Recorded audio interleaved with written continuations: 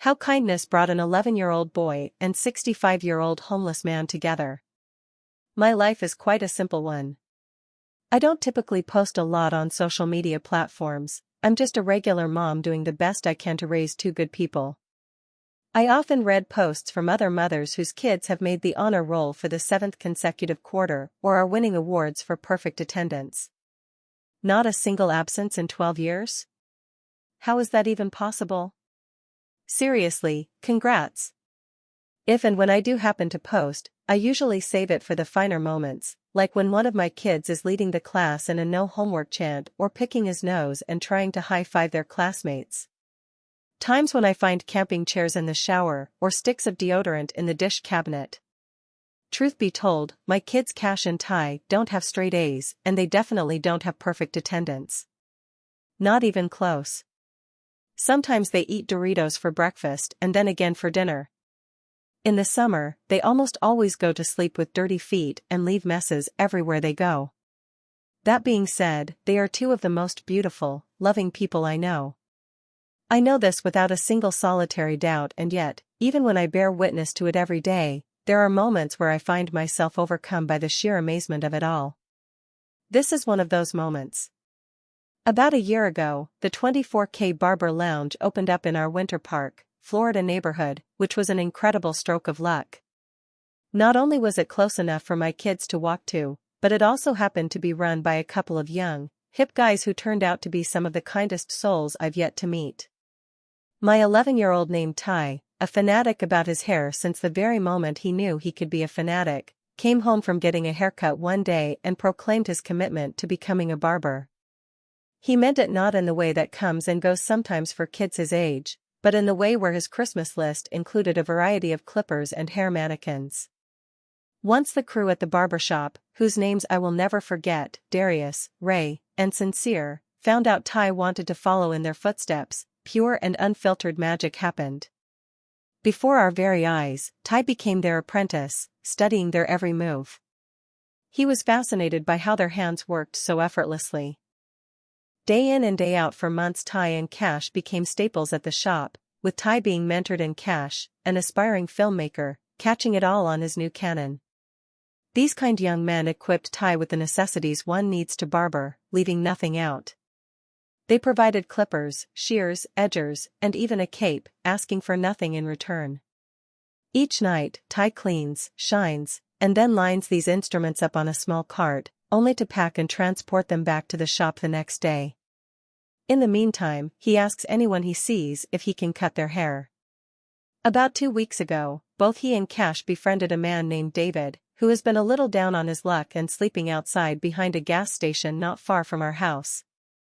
Every day when they get off the bus, Ty, Cash, and a few of their friends swing by to bring him water, a bag of chips, and engage in a bit of small talk to pass the time. Now, when I said Ty was asking anyone if they'd let him cut their hair, I wasn't kidding. At first, David declined. Not today, Ty, I'm feeling a little sleepy. Maybe tomorrow. Ty, passionate or relentless, or maybe a little bit of both, showed up the next day right on schedule. How about today, David?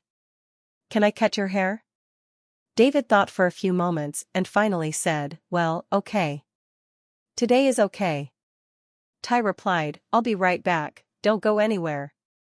David, an amputee with soiled pants, laughed out loud from his belly up as Ty grinned and ran home with his brother. Back at the house, Ty grabbed his supplies as the sun began to set.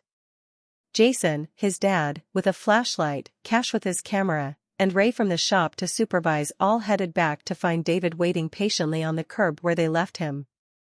Ty carefully unpacked his tools, draped the cape around David's neck, and pat his shoulders twice. It's a mannerism he picked up from Darius at the shop. You ready? Ty asked. As ready as I'm ever gonna be. Will you trim my beard, too? It keeps getting in my mouth. David blew his beard like he was blowing out a candle, an attempt to demonstrate the issue at hand. Ty agreed but glanced at Ray as if to say, I've never trimmed a beard before. Ray, always an optimist, simply winked and nodded as if to say, don't sweat it, we've got this.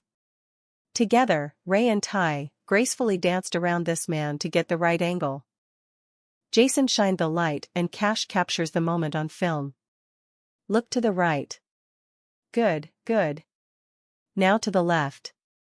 Perfect, now chin up a bit, says Ty, and as the old man obliged, his hair beginning to fall and collect on the ground before him. Slowly, a crowd of people who I am certain would have passed by without a second glance any other time, began to gather. The commotion caused curiosity. Suddenly, one by one, strangers approached. One offered David a beer, another a $5 bill and a Marlboro. Another handed him a sweater and a pair of old sneakers.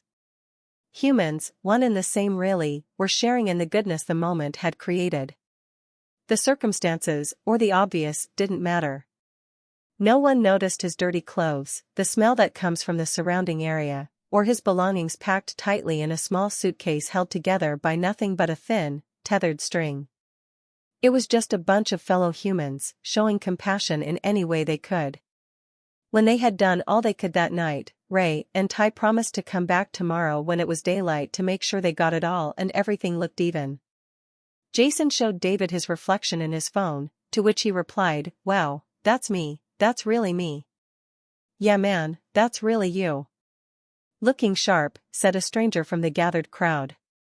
"Some would say what an unlikely pair these two are, Ty and David, but I disagree. I'd say they were more alike than not." Ty was just an 11-year-old boy seeing only a man in need of a haircut, and in his glory because the man said yes when everyone else said no. David was just a 65-year-old man seeing only a friend who didn't judge him, and in his glory drinking a beer and smoking a cigarette while getting his first fresh cut in 7 years. Sometimes the universe aligns just right, and we catch a glimpse of ourselves, a gentle reminder of who we are and who we can be when we move with love. It whispers to our hearts that despite our differences, if we pay attention, if we look for opportunities, we will often find commonality in kindness. In fact, kindness does really big things, because it makes us rally, and it brings people together. And the best part is? Kindness is easy. It's such a powerful gift available to all of us at any time, as long as we are wise enough to use it. Look at us. You, me, Ty, Cash, Jason, the barbers, the strangers who circled around and gave what they could, and David who courageously let an 11-year-old boy cut his hair. Kindness changing each other's lives. That's the end of this story. I hope you enjoyed it.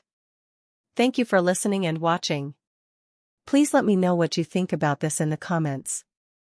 I would love to read about what you have to say. I hope you enjoyed this as much as I have. Please remember to like and subscribe to this channel. Have a nice day.